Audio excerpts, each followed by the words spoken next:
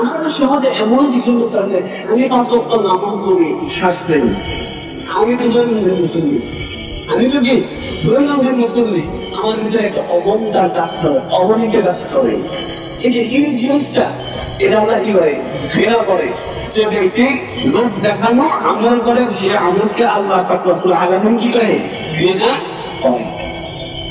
আরেকটা বিষয় বলি, যেমন আমাদের সমাজে এখন আগে যা ছিল না, আগে সেটা ছিল না। আগে মানুষ যখন প্লেন ছিল না, তখন মানুষ নৌকা দিয়ে, জাহাজ দিয়ে, হেঁটে, তারপরে বিভিন্ন যানবাহন দিয়ে হজ করতে চাইলে খানা কষ্ট পাইত, হাঁটা কষ্ট হইত, মুরব্বী মানুষ কত কষ্ট, লক্ষ্য শুধু একটাই, আমার আসলে কবর যে আবাদ করবো, আল্লাহ রাসূল সাল্লাল্লাহু আলাইহি ওয়াসাল্লামের রওজাকে আবাদ করবো। শুধু কি একটা শর্ত নিয়ে, একটা আকাঙ্ক্ষা নিয়ে তারা কি শুরু করতেন। তারা এরকমও জানতেন যে এরপর এই যে যাওয়া যায়, এই যাওয়া যে আবার আসা হবে, এটা আমি জানি না, এটা আমি জানি না। এখন তো অন্তত আসার একটা সিস্টেম আছে, যেমন 6 ঘন্টা আসছে, আবার 6 ঘন্টা বা 7 ঘন্টা এরকম লাগে। একটা আশার একটা কি আছে, মনে একটা আশা আছে। তো আগে কিন্তু সেটা ছিল না। এই যে বিভিন্ন জঙ্গল, সাগর, নদী পাড়ি দিয়ে হজ করতে যাইতেন।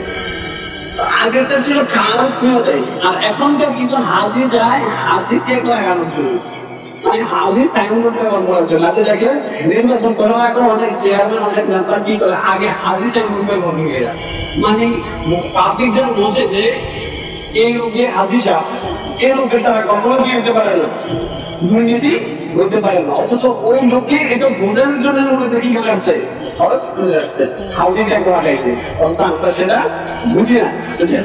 তো যাই হোক, কথা হচ্ছে যে এটাই আল্লাহ পাক রব্বুল আলামিনের কাছে এদের কোনো কি নাই, এই হজের কোনো দাম নাই, এই হাজি ব্যক্তির কোনো দাম হইতে পারে না।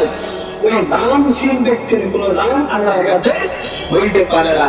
যে ব্যক্তি 1 টাকা দান করছে, তার খালিস নিয়ত, সে যখন কান্না করা অবস্থায়, দান করা অবস্থায়, আল্লাহ আমার কাছে দান নাই, যদি টাকা আমি আরো বেশি দিতাম, এই আমার 1 টাকা তোমার রাস্তায় দিলাম, শুধুমাত্র এই 1 টাকার বিনিময়ে আমি তোমার কাছে একটু শান্তি চাই, একটু শান্তি কি চাই, পরকালে একটু সুস্থি চাই। ওইটা নিয়োগ করে যদি কোনো ব্যক্তি 1 টাকাও দান করে, তার যদি নিয়োগ খালেস থাকে, তাহলে যে ব্যক্তি 50,000 টাকা দান করছে, তার ওই 50,000 টাকা থেকেও 1 টাকার মূল্য কে বেশি করে দেবেন? আল্লাহ।